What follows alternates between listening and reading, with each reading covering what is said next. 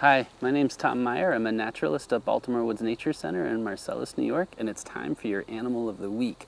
This week, we are talking about magic in nature. And for animals, that can mean a lot of different things to a lot of different people. Today, I want to look for some animals that people have associated with magic over the centuries. The first one we're going to look for are salamanders. Let's see what we can find.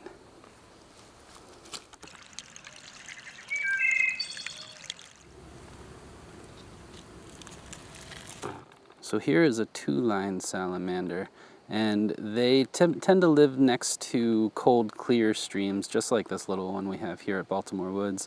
I tend to find them under the rocks around the edges, just either in the water or just out of the water.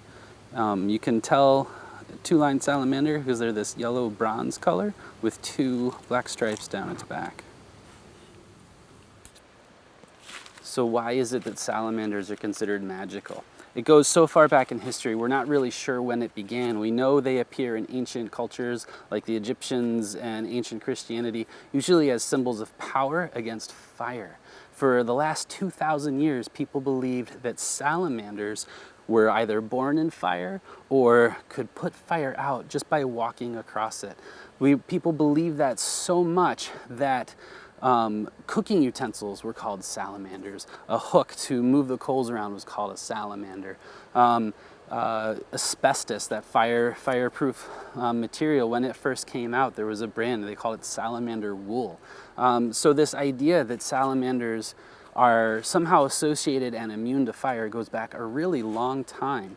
Now, Aristotle in 300 BCE wrote this, maybe was one of the first ones to write this idea down, that salamanders come from fire. And then Pliny the Elder, around 77 ACE, wrote it again in his natural history, and that was considered fact for centuries upon centuries. It wasn't until the 1400s through the 1800s that people really started to even question that idea. And they did all kinds of unfortunate experiments on salamanders until they finally concluded that yes, salamanders do not actually come from fire.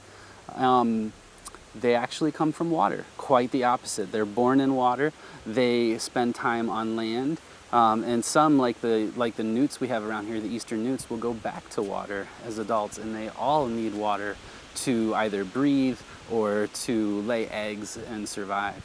So next time you see a salamander, just remember there's a little bit more to it than just this little slimy creature, that for thousands upon thousands of years, people believed that salamanders were synonymous with fire.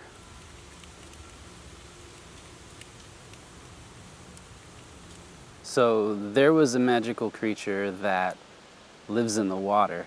Let's go see if we can find one that lives up in the trees and in the sky. Come on.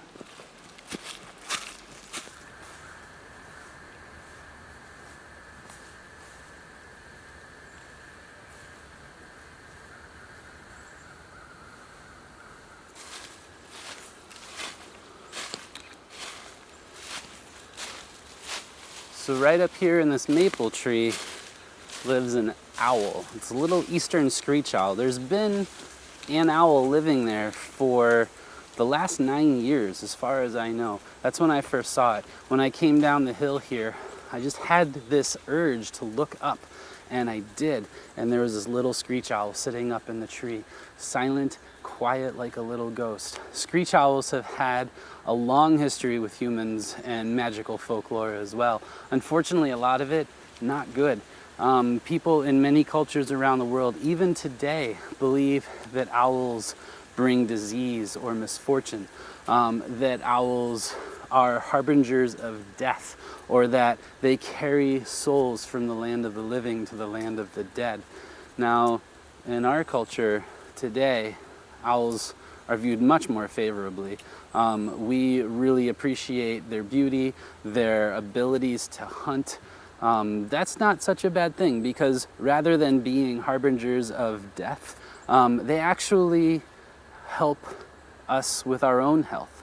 They eat mice, which carry a lot of diseases, and including Lyme disease, that ticks will move around from the mice to humans and other animals. And owls, by eating those mice, can help keep that tick population down by keeping the mice population in check. And to me, that is incredible. The way that nature all kind of works together in its own magical, mysterious ways that we are learning about all the time through science. And that is the way it should be, I think. So keep learning. Thanks for joining us today for a little bit of magic in October. And make sure that you get out and enjoy fall while it's still here. Make sure you check us out on social media and our website, baltimorewoods.org, and we'll see you soon. Thanks. Bye.